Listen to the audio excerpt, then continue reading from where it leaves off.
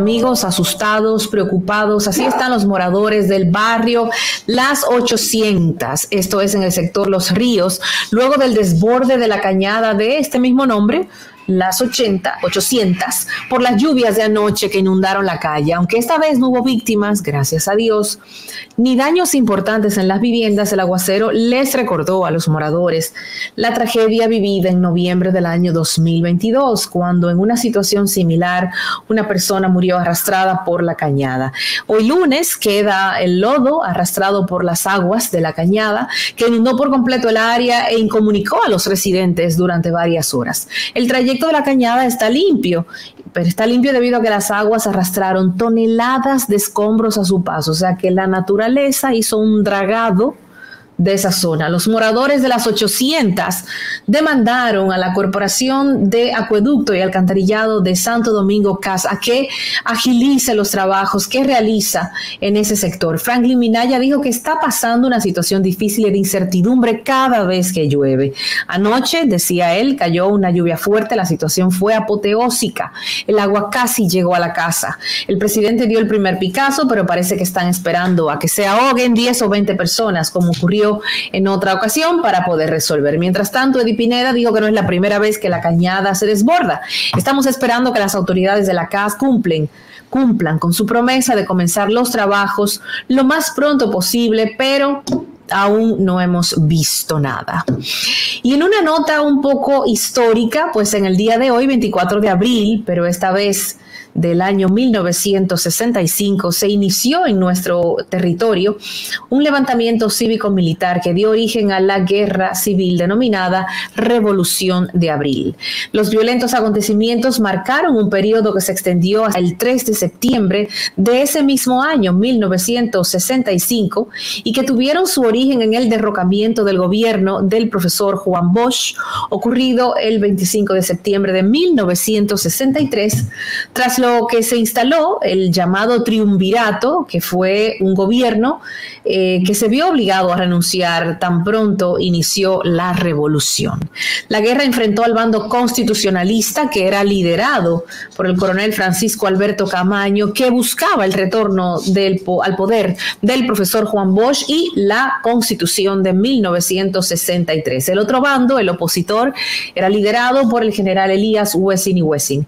El 24 de abril de 1965 se produce la rebelión en contra del gobierno del doctor Donald Reed Cabral en el campamento militar 16 de agosto, que está ubicado en la autopista Duarte, y el 27 de febrero en la margen oriental, lo que representó el punto de partida de esta guerra civil.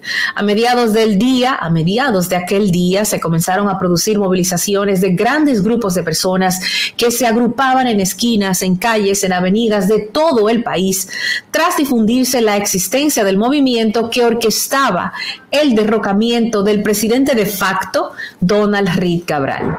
El escritor Tony Raful, en su libro La Guerra de Abril de 1965, describió como un espectáculo desbordante las multitudes que se manifestaban y resalta que el llamado al pueblo a lanzarse a las calles fue hecho por el dirigente PRDista José Francisco Peña Gómez a través de la emisora Radio Comercial.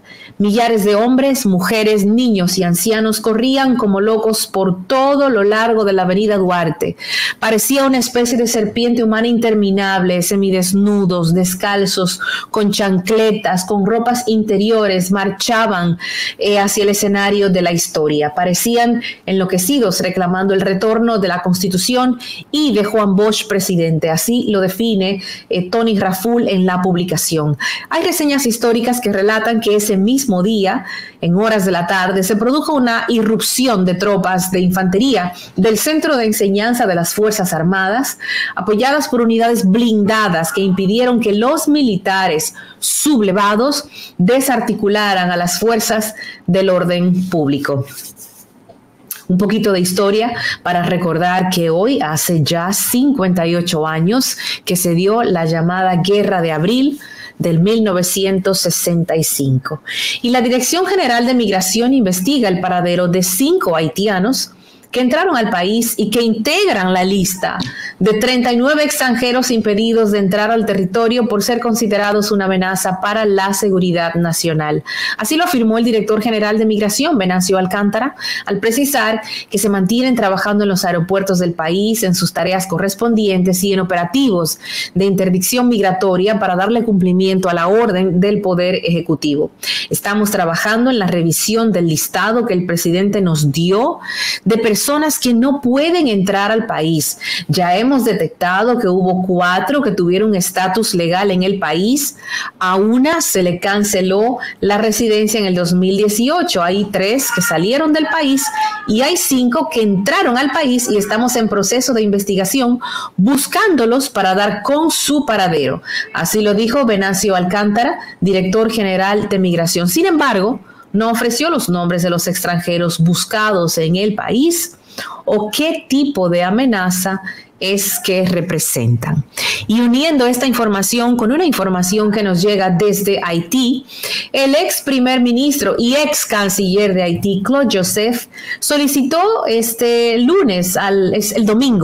día de ayer, al gobierno de Ariel Henry sancionar 53 personalidades de la República Dominicana.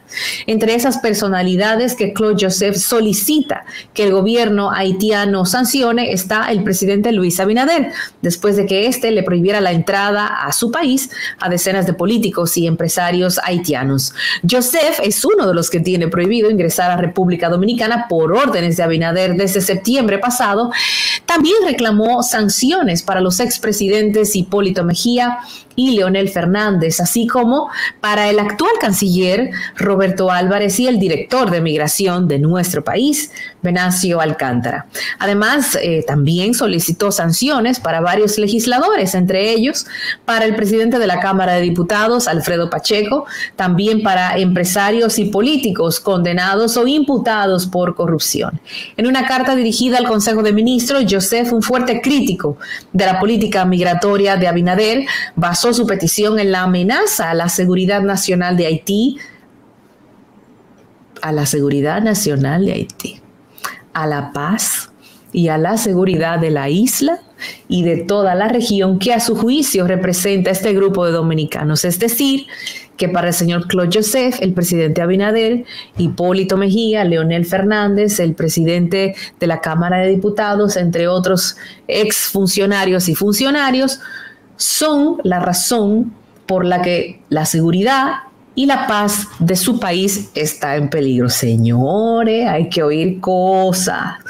También afirmó que lo solicita por corrupción a gran escala, blanqueo de dinero, malversación de fondos públicos y desfalco.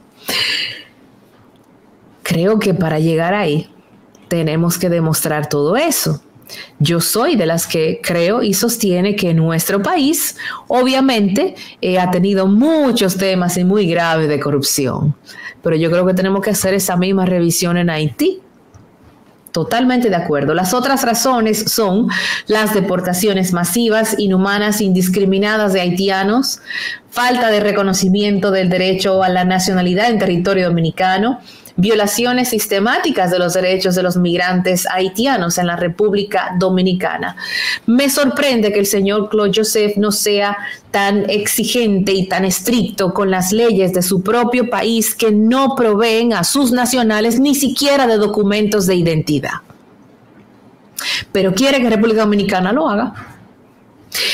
El presidente dominicano ordenó el pasado 16 de abril que se le impidiera el ingreso a su país a varios políticos haitianos, entre estos los ex primeros ministros Laurent Lamont y Evans Paul, el ex senador Judy Latortue, que con el interés de proteger la seguridad de los habitantes de la República Dominicana. Bueno, ya le hemos dado por el día de hoy sus 5 minutos de fama al señor Claude Joseph. Con esto, que dicho sea de paso, hace carrera política con el tema dominicano, de la misma manera que algunos políticos del patio solamente tienen como tema de conversación el tema haitiano.